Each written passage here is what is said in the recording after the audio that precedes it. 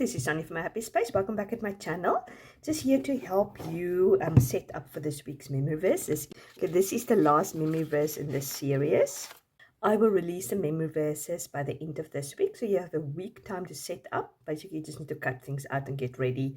Print your worksheets off from your free printables, stick it in your book, and then you're ready to go. So because this year we are taking a break after every 4 weeks.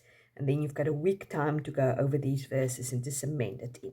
Now, with further ado, our memory verse is Isaiah 46, verse 9 to 10. Now, why it's 9 to 10? It's because it starts halfway through the verse and it ends halfway through the other verse. So I don't really like memorizing verses like that. I like to memorize one verse, but I wanted to bring this principle over because it's a very, very important principle that it says, I'm God and there's none like me. Obviously, that's the first principle.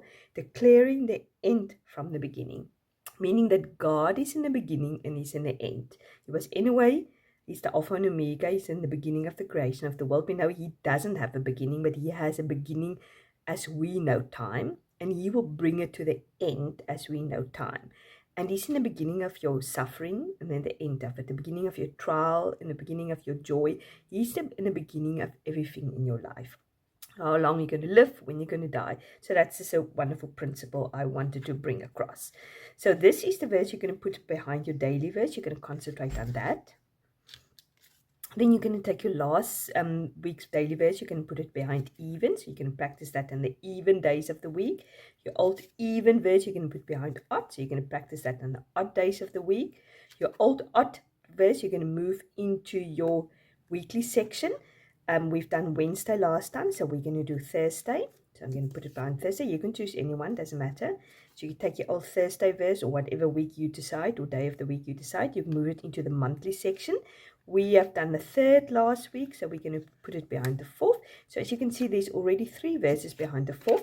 So sometimes if there's too many verses behind one, I move it to the back of my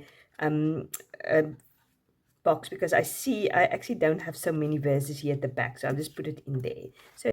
So I spread it out a little bit in the box just to make things not too much for me.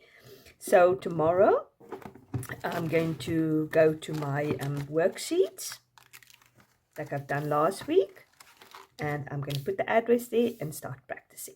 So yeah, happy practicing. I pray that it will be a blessing to you.